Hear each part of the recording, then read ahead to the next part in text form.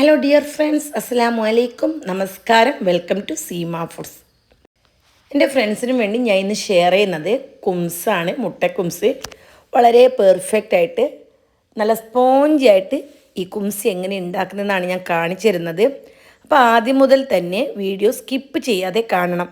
എങ്കിൽ മാത്രമേ ഞാൻ പറയുന്ന ഓരോ പോയിൻറ്റും നിങ്ങൾക്ക് മനസ്സിലാവുകയുള്ളൂ. അപ്പോൾ ആ ഒരു കാര്യം നിങ്ങൾ പ്രത്യേകം ശ്രദ്ധിക്കണം. ഇതിനു വേണ്ടി ഞാൻ എടുത്തിട്ടുള്ളത് മുട്ടയാണ്. 6 മുട്ട, നല്ല വലിയ സൈസിലുള്ള 6 മുട്ട എടുത്തിട്ടുണ്ട്. അപ്പം മുട്ട ബീറ്റ് ചെയ്യുന്ന സമയത്ത് കുറച്ച് കാര്യങ്ങൾ ശ്രദ്ധിക്കാറുണ്ട്. ഒന്ന്, ബീറ്റർ, അതേപോലെ എടുക്കുന്ന പാത്രം ഒട്ടും തന്നെ നനവില്ലാണ്ടിരിക്കണം. അതേപോലെ എടുക്കുന്ന മുട്ട ഫ്രിഡ്ജിൽ വെച്ചതാവാനും പാടില്ല. ഈ 2 കാര്യവും പ്രത്യേകം ശ്രദ്ധിക്കണം. അപ്പോൾ ഇത് 2 കാര്യം നിങ്ങൾ ചെയ്താൽ സ്പോഞ്ചി ആയിട്ടുള്ള കുംസ് നിങ്ങൾക്ക് ഉണ്ടാക്കാൻ പറ്റില്ല. ഇനി ഫുൾ സ്പീഡിൽ വെച്ച് തന്നെ നമുക്കിതൊന്ന് ബീറ്റ് ചെയ്തെടുക്കണം. ഈ ഒരു പരുവം ആകണം, നല്ല ക്രീമി ആയിട്ട് വരണം. ഫുൾ സ്പീഡിൽ തന്നെ ഒരു 4 മിനിറ്റെങ്കിലും ഇതേപോലെ ബീറ്റ് ചെയ്യേണ്ടി വരും. ഇപ്പോൾ നന്നായിട്ട് പതഞ്ഞ് വന്നിട്ടുണ്ട്. ഇനി ഇതിലേക്ക് പഞ്ചസാര ചേർത്ത് കൊടുക്കണം. പഞ്ചസാര പൊടിച്ച് തന്നെ ചേർത്ത് കൊടുക്കണം. അപ്പോൾ അങ്ങനെയാണെങ്കിൽ നമുക്ക് ഈസി ആയിട്ട് തന്നെ ഇത് ക്രീമി ആയിട്ട് കിട്ടും. അതല്ല, പഞ്ചസാര മുഴുവൻ തന്നെ ഇട്ടെങ്കിൽ അതിൻ്റെ തരിയൊക്കെ അവസാനം വരെ ഉണ്ടാവും. കുറേ സമയം എടുക്കും ബീറ്റായി കിട്ടാൻ വേണ്ടിയിട്ട്. അപ്പോൾ അതുകൊണ്ട് പൊടിച്ച് ചേർത്ത് കൊടുക്കണം. 250 ml മെഷർമെൻറ്റ് കപ്പിലാണ് ഞാൻ എടുത്തത്. 1 കപ്പ് പഞ്ചസാര എടുത്ത് പൊടിച്ചതിന് ശേഷമാണ് ഞാൻ ചേർത്ത് കൊടുത്തിട്ടുള്ളത്.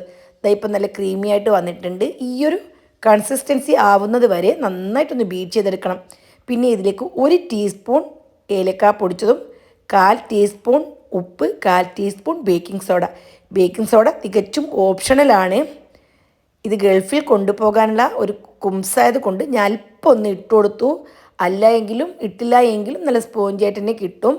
പിന്നെ വേണ്ടത് മൈദയാണ്. നല്ല ക്വാളിറ്റിയുള്ള മൈദ നോക്കി തന്നെ എടുക്കണം. 250 ml മെഷർമെൻറ്റ് കപ്പിൽ 1 കപ്പ് മൈദയാണ് എടുത്തത്. ഇനി ഓരോ സ്പൂണായിട്ട് ഇങ്ങനെ വിതറി കൊടുക്കണം. അതിനുശേഷം സാവധാനത്തിന് ഫോൾഡ് ചെയ്തെടുക്കണം. അതായത് നന്നായിട്ട് ഇങ്ങനെ തവിയിട്ട് ഇളക്കി യോജിപ്പിക്കാൻ പാടില്ല. ഇതിൻ്റെ ബബിൾസൊക്കെ നന്നായിട്ട് താണു പോകും. അതുകൊണ്ട് തന്നെ സാവധാനത്തിൽ ഇളക്കിയാണ് നമ്മൾ ഇത് മിക്സാക്കി എടുക്കേണ്ടത്. അങ്ങനെ ഓരോ സ്പൂണും ഇട്ടിട്ട് ഇപ്പം ഞാൻ നന്നായിട്ട് ഒന്ന് ബാറ്റർ മിക്സാക്കി എടുത്തിട്ടുണ്ട്. ഈ ഒരു കൺസിസ്റ്റൻസിയാണ് വേണ്ടത്. അപ്പോൾ ഞാനൊരു പഴയ പാൻ ഒന്ന് ചൂടാൻ വെച്ചു. നന്നായിട്ട് ചൂടാവണം. അതിൻ്റെ മീതെ നമ്മൾ കുംസ് ഉണ്ടാക്കാൻ വേണ്ടിയിട്ട് ഉപയോഗിക്കുന്ന പാൻ ഉണ്ടല്ലോ, ആ പാനും ചൂടാക്കിയതിന് ശേഷം വെച്ചു കൊടുക്കണം.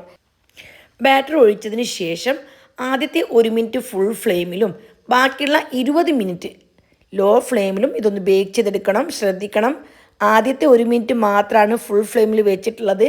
പിന്നെ ഞാനിവിടെ ലോ ഫ്ലെയിമിലേക്ക് മാറ്റി 20 മിനിറ്റിന് ശേഷം ഇതിലേക്ക് നട്സ് വെച്ച് കൊടുത്തു. നിങ്ങളുടെ കയ്യിൽ ഏത് നട്സാണുള്ളത് അത് വെച്ച് കൊടുക്കണം. അപ്പോൾ മുമ്പേ തന്നെ വെക്കാൻ പാടില്ല. നട്സ് ഈ ബാറ്ററിലോട്ട് താണു പോകും. അതുകൊണ്ട് 20 മിനിറ്റിന് ശേഷം മാത്രം വെച്ച് കൊടുക്കാം. നട്സ് വെച്ച് കൊടുത്തതിന് ശേഷം നമുക്കിത് മൂടി വെച്ച് വീണ്ടും ഒന്ന് ബേക്ക് ചെയ്തെടുക്കണം. എനിക്ക് മൊത്തത്തിൽ 45 മിനിറ്റാണ് ബേക്ക് ചെയ്തെടുക്കാൻ സമയം വേണ്ടി വന്നിട്ടുള്ളത്. ലോ ഫ്ലെയിമിൽ 45 മിനിറ്റ്, ആ കാര്യം ശ്രദ്ധിക്കണം. പിന്നെ ചില ആൾക്കാരുടെ ഫ്ലെയിമിൻ്റെ കടുപ്പം കൂടുതലും കുറവൊക്കെ ആവാം. അതുകൊണ്ട് തന്നെ സമയത്തിൽ കുറച്ച് വ്യത്യാസമൊക്കെ വന്നേക്കാം. നിങ്ങൾ ഏതായാലും ഒരു 35 മിനിറ്റാകുന്ന സമയത്ത് ഓപ്പൺ ചെയ്തിട്ട് അതിൻ്റെ നടുഭാഗം ഒന്ന് ഒരു ഈർക്കിൽ വെച്ചൊന്ന് കുത്തി നോക്കണം. ഈർക്കിൽ ഒട്ടുന്നുണ്ടെങ്കിൽ ബേക്കായിട്ടില്ല എന്നാണ് അർത്ഥം. നന്നായിട്ട് ക്ലിയറായിട്ട് വന്നാൽ നമുക്ക് ഓഫാക്കി ഇത് ഉപയോഗിക്കാം. എനിക്കിപ്പോൾ 45 മിനിറ്റ് വേണ്ടി വന്നു. 45 മിനിറ്റിന് ശേഷം ഫ്ലെയിം ഓഫാക്കി മൂടി തുറന്ന് ഒരു 5 മിനിറ്റ് വെക്കുമ്പോൾ തന്നെ ഇതിൻ്റെ സൈഡിൽ നിന്നൊക്കെ നന്നായിട്ട് വിട്ടു വരും. പിന്നെ നമുക്ക് ഈസി ആയിട്ട് എടുക്കാൻ പറ്റും. പെട്ടെന്ന് ചൂടോട് കൂടി നമുക്ക് പാത്രത്തിൽ നിന്ന് റിമൂവ് ചെയ്യാൻ പാടില്ല. അതായത് പാത്രത്തിൽ നിന്ന് എടുക്കാൻ പാടില്ല. അല്പം ഒന്ന് ചൂടാറിയതിന് ശേഷം എടുത്താൽ മതി. ഇനി ഗൾഫിലേക്ക് കൊണ്ടുപോകാനായത് കൊണ്ട് തന്നെ ഞാനിപ്പോൾ ഇത് ജസ്റ്റ് ഒന്ന് തിരിച്ചിട്ട് ബേക്ക് ചെയ്തെടുക്കുന്നുണ്ട്. നല്ല ക്ലിയർ ആയിട്ടുള്ളൊരു പാൻ എടുത്തതിന് ശേഷം നന്നായിട്ട് ചൂടാക്കി അതിൻ്റെ മുകളിൽ ഒരു ബ്രഷ് കൊണ്ട് അല്പം നെയ്യ് തടവിയതിന് ശേഷം ഈ കുംസ് ഇട്ട് കൊടുത്ത് ലോ ഫ്ലെയിമിൽ ഒരു 30 സെക്കൻഡ് അത്രയും മാത്രം ഒന്ന് അടിഭാഗം മുരിച്ചെടുത്താൽ മതി. കൂടുതൽ ടൈം വെച്ചാൽ പെട്ടെന്ന് തന്നെ കരിഞ്ഞു പോകും. ആ കാര്യങ്ങളൊക്കെ ശ്രദ്ധിക്കണം. ഞാൻ പറഞ്ഞ ഓരോ പോയിൻറ്റും ശ്രദ്ധയോടെ കേട്ടതിന് ശേഷം മാത്രം കുംസ് ഉണ്ടാക്കുക. ഇപ്പോൾ ഞാൻ ഉണ്ടാക്കിയ കുംസ് നിങ്ങൾക്ക് കാണുന്നുണ്ടാവുമല്ലോ. നല്ല പെർഫെക്റ്റ് ആയിട്ടുള്ള സ്പോഞ്ചി ആയിട്ടുള്ള അത്യാവശ്യം മധുരമൊക്കെയുള്ള നല്ല കിടിലൻ സ്പോഞ്ച് കുംസാണിത്. അപ്പോൾ നിങ്ങൾക്കും ഇതുപോലെ തന്നെ ഉണ്ടാക്കാൻ പറ്റും. അപ്പോൾ എല്ലാവരും ഈ റെസിപ്പി ഒന്ന് ട്രൈ ചെയ്ത് നോക്കണം. നോക്കിയിട്ട് ശരിയായിട്ടില്ല എങ്കിൽ എന്നോട് കമൻറ്റിലൂടെ പറയണം. ശരിയാവാതിരിക്കാൻ യാതൊരു ചാൻസും ഇല്ല, 100% ശരിയാവും. എങ്കിലും നിങ്ങളുടെ അഭിപ്രായം അറിയിക്കണം. ഇനിയും പുതിയ വീഡിയോയുമായി വരാം. Bye bye.